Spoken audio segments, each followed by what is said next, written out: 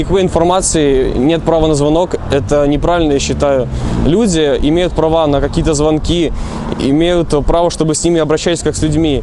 Они просто увезли их куда-то, и никто об этом не знает.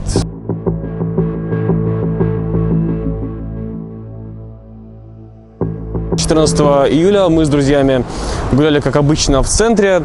Это весьма обыденное деяние для жителей нашего города.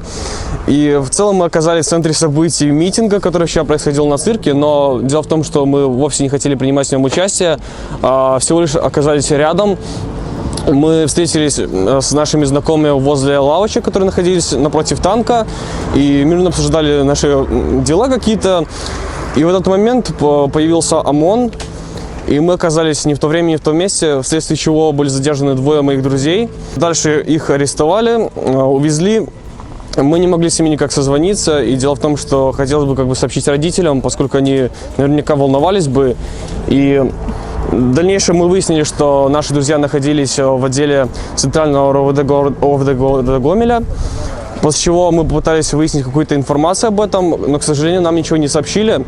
Таким образом, мы провели здесь около 4 часов, и около половины первого выпустили нашего первого друга с протоколом, а второй друг, он исчез. Никакой информации о нем не было. Никто не давал никаких нам данных, родители в шоке, мы сами тоже в шоке. Что делать, никто не знает. Мы пытались узнать какую-то дополнительную информацию, мотались и в сам изолятор. Также мы ездили в суд Советского района, потому что человек прописан в Советском районе.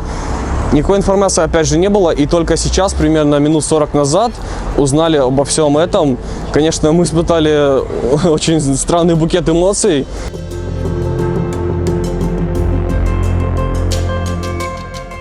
Я считаю, что люди недовольны, они выражают свой протест мирным путем, но, к сожалению, в Минске этот мирный протест приобрел некоторые другие оттенки. Это все связано с агрессивными действиями правоохранительных органов, насколько я понимаю, потому что люди не хотят беспорядков, люди хотят перемен, они хотят покоя, они хотят спокойно наслаждаться своей жизнью в этой стране.